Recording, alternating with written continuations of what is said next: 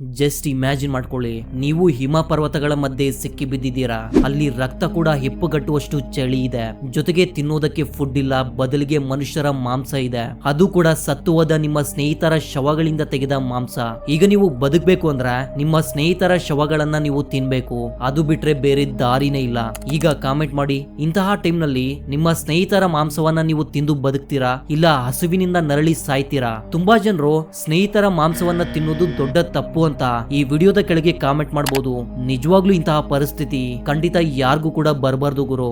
But already ಇಂತಹ ಭಯಂಕರವಾದ incident ನಿಜವಾಗ್ಲೂ ನಡೆದಿದೆ. ಇದರ ಮೇಲೆ 2 ಸಿನಿಮಾಗಳು ಹಾಗೂ ಕೆಲವು ಡಾಕ್ಯುಮೆಂಟರೀಸ್ ಕೂಡ ಮಾಡಿದ್ದಾರೆ. ಅಂದ್ರೆ ಈ ಇನ್ಸಿಡೆಂಟ್ ಎಷ್ಟೊಂದು ಭಯಂಕರವಾಗಿತ್ತು ಅಂತ ನೀವೇ ಥಿಂಕ್ ಮಾಡಿ.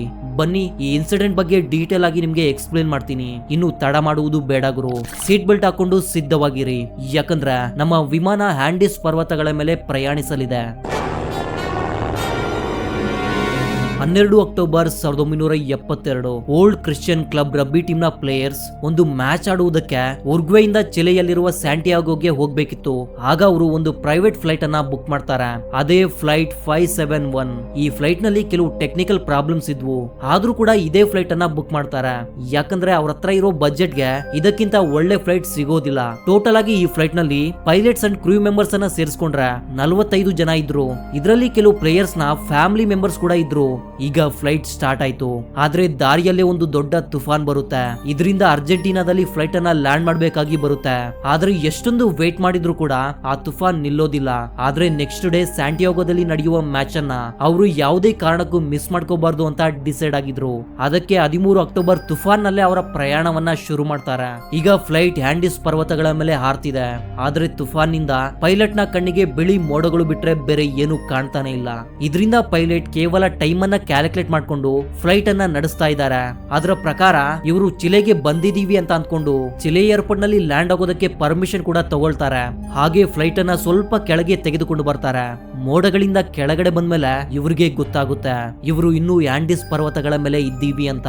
ಎದುರುಗಡೆ ಒಂದು ದೊಡ್ಡ ಬೆಟ್ಟ ಇದೆ. ತಕ್ಷಣ ಫ್ಲೈಟ್ ಅನ್ನ ಫುಲ್ ಪವರ್ ಇಂದ ಮತ್ತೆ ಮೇಲಕ್ಕೆ ತೆಗೆದುಕೊಂಡು ಹೋಗಲು ಟ್ರೈ ಮಾಡ್ತಾರೆ.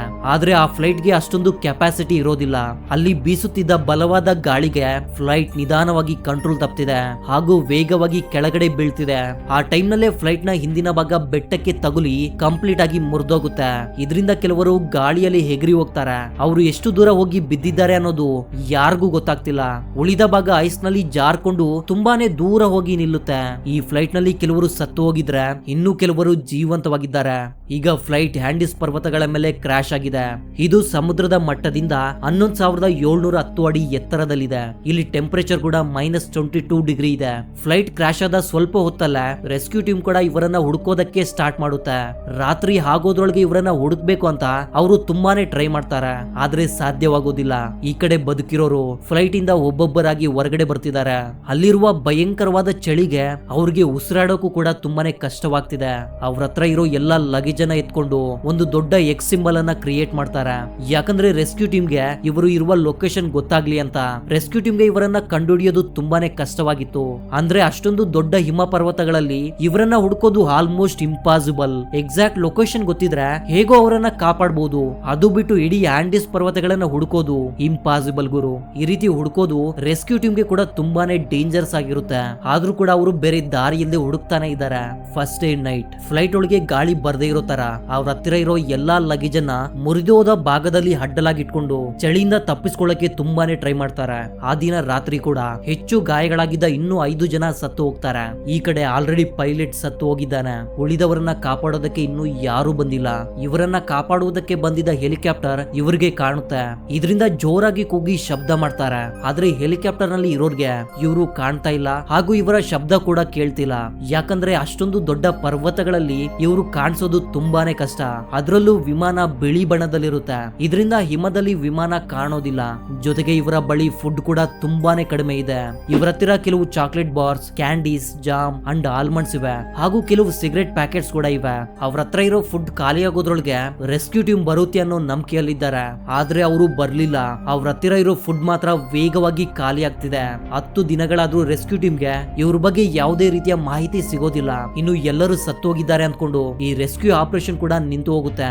ಇವರಲ್ಲಿ ಕೆಲವರು ಬೆಳಗಿನ ಟೈಮ್ ನಲ್ಲಿ ಸ್ವಲ್ಪ ದೂರದವರೆಗೂ ನಡ್ಕೊಂಡು ಹೋಗಿ ಏನಾದ್ರೂ ಹೆಲ್ಪ್ ಸಿಗುತ್ತಾ ಅಂತ ಆಕಾಶದ ಕಡೆ ನೋಡ್ತಾ ಇರ್ತಾರೆ. ಒಂದು ದಿನ ಅವರು ಈ ರೀತಿ ನಡ್ಕೊಂಡು ಹೋಗ್ಬೇಕಾದ್ರೆ ಅವ್ರಿಗೆ ವಿಮಾನದ ಹಿಂದಿನ ಭಾಗ ಕಾಣಿಸುತ್ತೆ. ಅದರಲ್ಲಿ ಸ್ವಲ್ಪ ಫುಡ್ ಕೂಡ ಸಿಗುತ್ತೆ, ಜೊತೆಗೆ ಒಂದು ರೇಡಿಯೋ ಟ್ರಾನ್ಸ್ಮಿಟರ್ ಕೂಡ ಸಿಗುತ್ತೆ. ಅದನ್ನ ಹೇಗೆ ಬಳಸಬೇಕು ಅಂತ ಅವರಲ್ಲಿ ಯಾರಿಗೂ ಗೊತ್ತಿಲ್ಲ. ಅಂದ್ರೆ ಅದು ಕೂಡ ಅವ್ರಿಗೆ ಯಾವುದೇ ರೀತಿಯಲ್ಲಿ ಉಪಯೋಗಕ್ಕೆ ಬರ್ಲಿಲ್ಲ. ಆದ್ರೆ ಆ ರೇಡಿಯೋ ಇಂದ ಇವರಿಗೆ ಒಂದು ವಿಷಯ ಗೊತ್ತಾಗುತ್ತೆ, ಅದು ಕೂಡ ಬ್ಯಾಡ್ ನ್ಯೂಸ್. ಫ್ಲೈಟ್ ಕ್ರಾಶ್ ನಲ್ಲಿ ಎಲ್ಲರೂ ಸತ್ತು ಹೋಗಿದ್ದಾರೆ. ಇದರಿಂದ ಅವರನ್ನ ಹುಡುಕುವ ಮಿಷನ್ ಅನ್ನ ಕಂಪ್ಲೀಟ್ ಆಗಿ ಸ್ಟಾಪ್ ಮಾಡಿದೀವಿ ಅಂತ ರೇಡಿಯೋದಲ್ಲಿ ನ್ಯೂಸ್ ಬರುತ್ತೆ. ಈ ಕಥೆಯಲ್ಲಿ ಒಬ್ಬ ರಿಯಲ್ ಹೀರೋ ಕೂಡ ಇದ್ದಾನೆ. ಅವನ ಹೆಸರು ನ್ಯಾಂಡೋ ಪರಾಡೋ. ಆದ್ರೆ ಫ್ಲೈಟ್ ಕ್ರಾಶ್ ಆದ ದಿನವೇ ಆತ ಕೋಮಾಗೆ ಹೋಗಿದ್ದಾನೆ. ಕೆಲವು ದಿನಗಳ ನಂತರ ಕೋಮಾದಿಂದ ಹೊರಗಡೆ ಬರ್ತಾನೆ. ಈತನಿಗೆ ಎಚ್ಚರವಾಗಿ ನೋಡಿದ್ರೆ ಅವನ ತಾಯಿ ಸತ್ತು ಹೋಗಿದ್ದಾರೆ ಹಾಗೂ ತಂಗಿ ಸಾವು ಬದುಕಿನ ಮಧ್ಯೆ ಇದ್ದಾಳೆ. ಕೊನೆಗೆ ತಂಗಿ ಕೂಡ ಸತ್ತು ಹೋಗ್ತಾಳೆ. ಈಗ ಇವರ ಬಳಿ ತಿನ್ನೋದಕ್ಕೆ ಫುಡ್ ಇಲ್ಲ. ಯಾರಾದ್ರೂ ಬಂದು ಅವರನ್ನ ಕಾಪಾಡ್ತಾರೆ ಅನ್ನುವ ನಂಬಿಕೆ ಕೂಡ ಅವರಲ್ಲಿ ಕಂಪ್ಲೀಟ್ ಆಗಿ ಸತ್ತು ಹೋಗಿದೆ. ಫ್ಲೈಟ್ ಕ್ರಾಶ್ ಆಗಿ ಇವತ್ತಿಗೆ 17 ದಿನ ಆಗಿದೆ ಹಾಗೂ ಇನ್ನು 27 ಜನ ಬದುಕಿದ್ದಾರೆ. ಇವರಲ್ಲಿ ಕೆಲವರು ಗಾಯಗೊಂಡಿದ್ದಾರೆ. ಅವರ ಬಳಿ ಸರಿಯಾದ ಮೆಡಿಸಿನ್ ಕೂಡ ಇಲ್ಲ. 29 ಅಕ್ಟೋಬರ್ ನೈಟ್ ಇವರಿಗೆ ಒಂದು ದೊಡ್ಡ ಶಬ್ದ ಕೇಳಿಸುತ್ತೆ. ಪ್ಲೇನ್ ಇಂದ ಹೊರಗಡೆ ಬಂದು ನೋಡಿದ್ರೆ ಒಂದು ಭಯಂಕರವಾದ ತುಫಾನ್ ಇವ್ರ ಕಡೆನೆ ಬರ್ತಾ ಇದೆ. ಕೆಲವರು ಪ್ಲೇನ್ ಇಂದ ದೂರ ಓಡಿ ಹೋಗೋದಕ್ಕೆ ಟ್ರೈ ಮಾಡಿ ತುಫಾನ್ ನಲ್ಲಿ ಸಿಕ್ಕಿ ಬಿದ್ದು 8 ಜನ ಸತ್ತು ಹೋಗ್ತಾರೆ. ಇವರ ಹತ್ರ ಫುಡ್ ಇಲ್ಲ. ಹೊಟ್ಟೆ ಹಸಿವು ತಡ್ಕೊಳ್ಳಕ್ಕಾಗದೆ ಸೀಟ್ ನಲ್ಲಿರುವ ಕಾಟನ್ ಅನ್ನ ಕಿತ್ಕೊಂಡು ತಿಂತಾರೆ. ಇದೇ ಅವರು ಮಾಡಿದ ತಪ್ಪು. ಇದರಿಂದ ಎಲ್ಲರಿಗೂ ವಾಂತಿ ಬರುತ್ತೆ. ಈಗ ಅವ್ರಿಗೆ ಫುಡ್ ಬೇಕು, ಇಲ್ಲಾಂದ್ರೆ ಹಸುವಿನಿಂದ ಸಾಯ್ಬೇಕಾಗಿ ಬರುತ್ತೆ. ಅವರಲ್ಲಿದ್ದ ಒಬ್ಬ ವ್ಯಕ್ತಿ ಈ ರೀತಿ ಹೇಳ್ತಾನೆ, ನಮ್ ಕಣ್ಮುಂದೆ ತುಂಬಾನೇ ಪ್ರೋಟೀನ್ ಇದೆ, ನೀವೆಲ್ಲರೂ ಒಪ್ಕೊಂಡ್ರ ನಾವು ಅದನ್ನ ತಿಂದು ಬದುಕಬಹುದು. ಅವನು ಹೇಳಿದ್ದು ಯಾರಿಗೂ ಸರಿಯಾಗಿ ಅರ್ಥ ಆಗೋದಿಲ್ಲ. ಅದಕ್ಕೆ ಎಲ್ಲರೂ ಯಾವ ಪ್ರೋಟೀನ್ ಅಂತ ಕೇಳ್ತಾರೆ. ಇಲ್ಲಿರುವ ಟೆಂಪರೇಚರ್ ಗೆ ಶವಗಳು ಕೊಳಿಯೋದಿಲ್ಲ. ಈಗ ಸತ್ತವರನ್ನ ತಿಂದು ನಾವು ಬದುಕಬಹುದು. ಹೊಟ್ಟೆ ಹಸು ತಡ್ಕೊಳಕಾಗ್ದ ಕೆಲವರು ಇದಕ್ಕೆ ಒಪ್ಪಿಕೊಳ್ತಾರೆ, ಇನ್ನು ಕೆಲವರು ಅದಕ್ಕೆ ಒಪ್ಪಿಕೊಳ್ಳೋದಿಲ್ಲ. ಒಪ್ಕೊಂಡವರು ಮೊದಲಿಗೆ ಪೈಲಟ್ ಬಾಡಿಯನ್ನ ಕಟ್ ಮಾಡ್ಕೊಂಡು ತಿಂತಾರೆ. ಹಸಿವು ತಡೆಯೋದಕ್ಕೆ ಆಗದೆ ಮೊದಲು ಬೇಡ ಅಂದವರು ಕೂಡ ಈಗ ತಿನ್ನೋದಕ್ಕೆ ಶುರು ಮಾಡ್ತಾರೆ. ಇಲ್ಲಿ ದುಃಖದ ಸಂಗತಿ ಏನಂದ್ರ ನೆಕ್ಸ್ಟ್ ಅವರ friends and family members bodies ಅನ್ನ ಅವರು ತಿನ್ಬೇಕು. ಅವರಿಗೆ ಇಷ್ಟ ಇಲ್ದಿದ್ರು ಕೂಡ ಅವರು ತಿನ್ಲೇಬೇಕು, ಬೇರೆ ದಾರಿ ಇಲ್ಲ. ಈ ರೀತಿ 60 ದಿನಗಳಾಗಿದೆ. ಒಬ್ಬೊಬ್ಬರಾಗಿ ಚಳಿಗೆ ಸತ್ತು ಹೋಗ್ತಿದ್ದಾರೆ. ಇನ್ನು 16 ಜನ ಬದುಕಿದ್ದಾರೆ. ಈ ಕಥೆಯಲ್ಲಿ ಒಬ್ಬ ಹೀರೋ ಇದ್ದಾನೆ ಅಂತ ಹೇಳಿದ್ನಲ್ಲ, ಅವನೇ ನ್ಯಾಂಡೋ ಪರಾಡೋ. ಇವನು 61ನೇ ದಿನಕ್ಕೆ ಒಂದು ಡಿಸಿಷನ್ ತಗೋತಾನೆ. ಅದನ್ನ ಎಲ್ರಿಗೂ ಕೂಡ ಹೇಳ್ತಾನೆ. ಇಲ್ಲಿ ಕಾಯುತ್ತಾ ಸಾಯೋದಕ್ಕಿಂತ ಹೊರಗಡೆ ಹೋಗೋದಕ್ಕೆ ಟ್ರೈ ಮಾಡಿ ಸಾಯೋದು ತುಂಬಾನೇ ಬೆಟರ್ ಅಂತ ನನ್ಗೆ ಅನಿಸ್ತಿದೆ. ಅದಕ್ಕೆ ಇಲ್ಲಿಂದ ನಾನು ಹೋಗ್ತಾ ಇದ್ದೀನಿ ಅಂತ ಹೇಳ್ತಾನೆ. ಈತನಿಗೆ ಸಪೋರ್ಟ್ ಆಗಿ ಇನ್ನಿಬ್ರು ಕೂಡ ಹೋಗ್ತಾರೆ. ಸ್ವಲ್ಪ ದಿನಕ್ಕೆ ಬೇಕಾಗುವಷ್ಟು ಮನುಷ್ಯನ ಮಾಂಸವನ್ನ ತಗೊಂಡು ಅಲ್ಲಿಂದ ಹೊರಡ್ತಾರೆ. ಯಾಕಂದ್ರೆ ಹಿಮ ಪರ್ವತಗಳಿಂದ ಹೊರಗಡೆ ಹೋಗೋಕೆ ಎಷ್ಟು ದಿನಗಳು ಬೇಕಾಗುತ್ತೆ ಅಂತ ಅವ್ರಿಗೂ ಕೂಡ ಗೊತ್ತಿಲ್ಲ.